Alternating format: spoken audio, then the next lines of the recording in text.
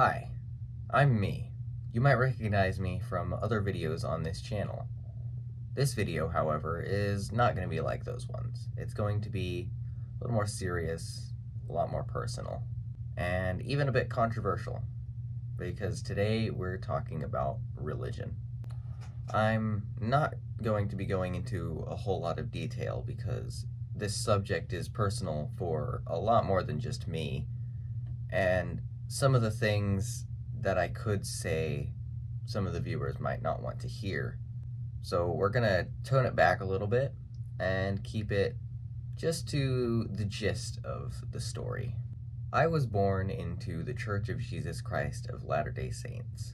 As of today, that is no longer something that I practice, it's not something that I believe, but that's where I started. From the moment I was born, I was taught about the church, about the gospel, about Jesus and God, and Joseph Smith, and all other things related to what's colloquially known as Mormonism.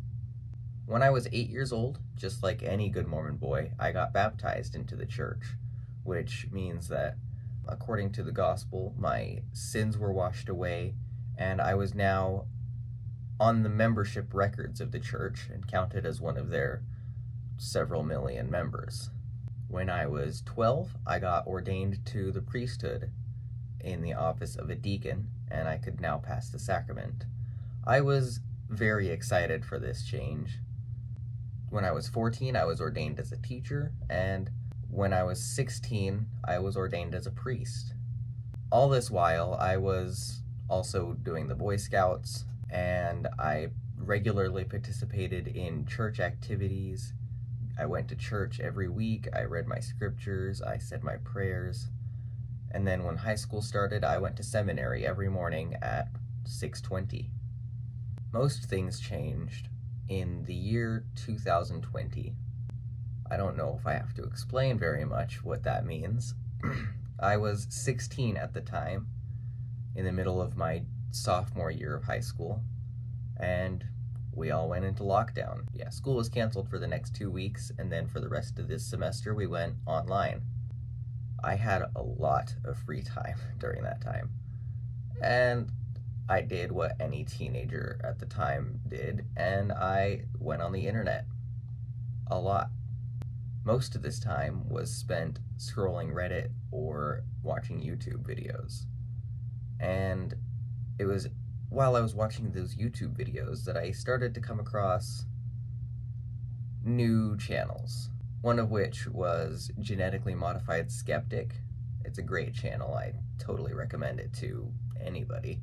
It's a channel run by an atheist who talks about mostly Christianity, but also spirituality in general, and a lot of other religions and cults.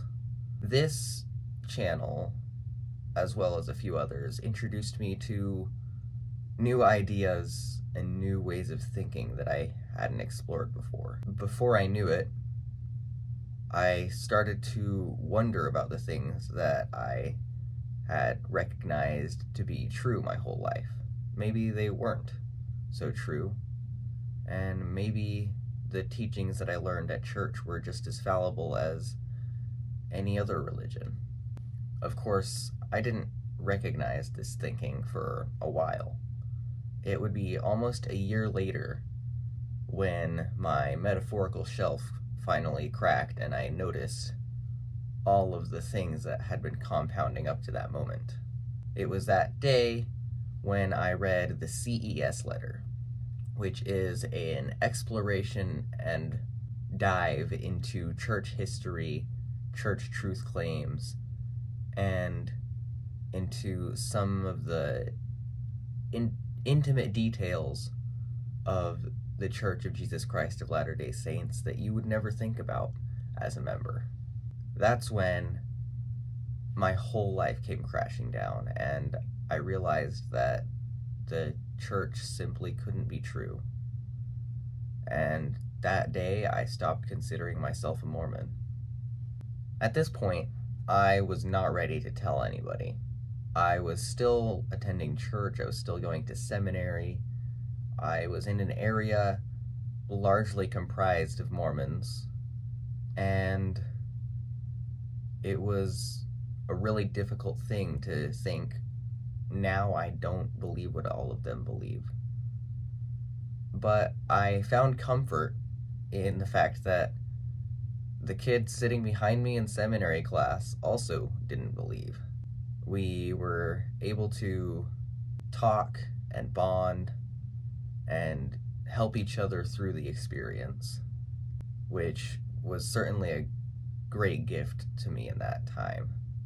I continued to research into the church, into its claims, into other religions, into mainstream Christianity, the Bible, the Book of Mormon itself. And none of it was comforting. All of my research led me to believe that I couldn't believe anymore. Eventually, I started to tell people one by one. First, my sister, and then my bishop, and then my parents. At that point, I told them that I would no longer be going to church, and they didn't take it lightly. As I was still 17 at the time, they were adamant that it wasn't really my choice, and that I still had to go, despite the fact that I was old enough to choose the church at 8 years old. Apparently, you're more responsible for yourself at 8 years old than you are at 17. I did end up not going to church. I was able to fight my way through on that front. And a few months later, when I turned 18, I removed my membership from the Church of Jesus Christ of Latter-day Saints officially, and it's a decision that I've regretted less every day since. Nowadays, my life isn't too much different from when I was in the church. I might say a swear word here or there, which I wasn't allowed to before.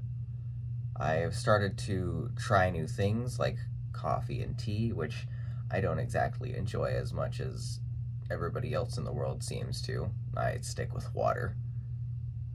And I just do regular things that any person would do. I go to school, I go to work, I study, I have hobbies. If you were to ask me now what I believe, my first answer would probably be I'm agnostic. If asked to clarify, I'd say I'm an agnostic atheist, which means that I don't believe that there is a God. Not because I actively believe God doesn't exist, but because there isn't evidence for there being a God strong enough to compel me. I don't believe in any particular religion. I think optimistic nihilism is a pretty good start as to where I lean philosophically.